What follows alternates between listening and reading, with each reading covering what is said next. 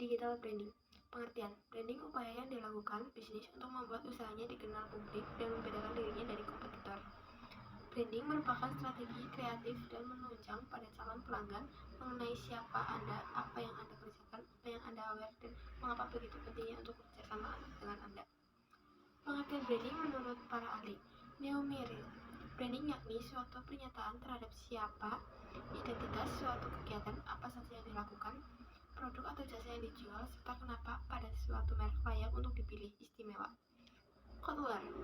Branding yakni pemberian sebuah nama, istilah, tanda, simbol, rencana, atau kombinasi dari semua yang dibuat dengan tujuan untuk mengidentifikasi barang atau jasa atau kelompok penjual dan untuk membedakan dari satu barang atau jasa pesaing. Wikipedia.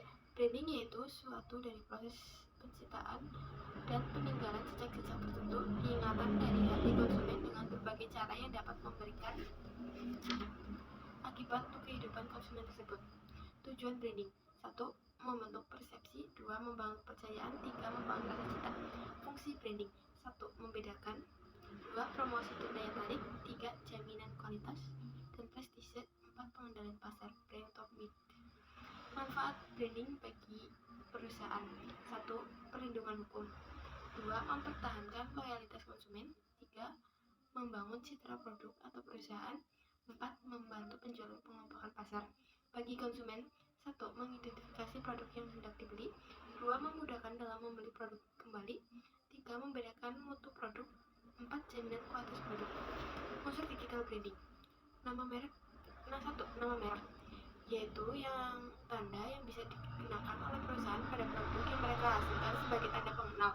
Yang harus diperhatikan oleh perusahaan ketika membuat merek diantaranya itu dibuat singkat, mudah diingat oleh konsumen, mudah didengar atau diucap ataupun dibaca, tidak plagiat atau mencontek nama merek yang sudah ada. 5. Bisa mewakili identitas produk atau perusahaan. 6. Bisa bermakna yang positif.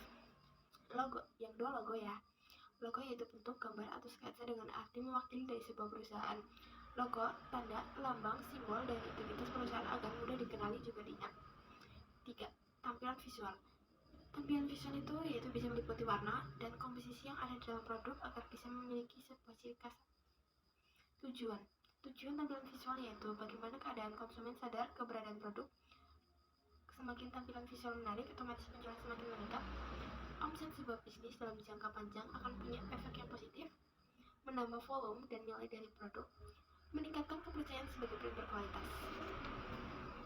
Maskot bisa menjadi branding atau marketing untuk memperkuat brand di tengah persaingan pasar yang ada. Maskot biasanya menjembatani antara brand dan target audiens. Maskot itu tuh kayak sejenis sebuah boneka atau sebuah kayak maskot gitu, kayak Indomaret atau Alfamart tuh maskotnya pasti ada lebah, kayak brand-brand kayak HP itu pasti ada maskotnya, seperti ada sebuah bentuk boneka ataupun apa gitu. Dan biasanya juga di McD, KFC juga ada maskotnya. Suara itu jingle atau kehadiran sebuah lagu tema yang menarik dapat membuat brand terasa melekat di pikiran masyarakat konsumen. 6. Kata-kata atau tangle dan slogan. Tangle bisa mewakili perusahaan, jadi setiap ada logo perusahaan ditampilkan, tangle ini juga akan dicantumkan. Kayak misalnya logonya logo perusahaan Twing, nah tangle-nya juga muncul. Nah, slogan itu lebih positif mengikuti produk. Kayak mungkin Indomie itu kan Indomie seleraku gitu. Nah, itu slogannya. Dan mungkin produk-produk yang lain. Nah, ciri-ciri digital branding yaitu 1. Produk branding merupakan pengenalan produk yang bertujuan untuk mempromosikan produk yang baru dan juga bertujuan untuk meningkatkan penjualan bisnis. 2. Personal branding yaitu dilakukan melalui media sosial dengan cara menampilkan kelebihan dan karya-karya yang telah dihasilkan. Biasanya dilakukan oleh orang-orang yang ingin meningkatkan status tertentu seperti para artis-artis, atlet, politis, hingga influencer.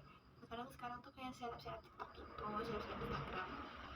Nah, yang ketiga itu corporate branding. Branding yang telah dilakukan untuk mempromosikan suatu perusahaan. Yang dipromosikan yaitu mulai dari etos kerja sejarah hingga visi dan misi yang dimiliki oleh perusahaan.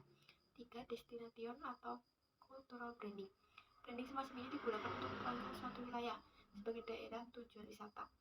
Kayak misalnya di wisata ini ada wisata baru, nah itu akan dipromosikan gitu media sosial ataupun sejenisnya. Itu aja dari rangkuman yang saya presentasikan. Terima kasih, bye bye.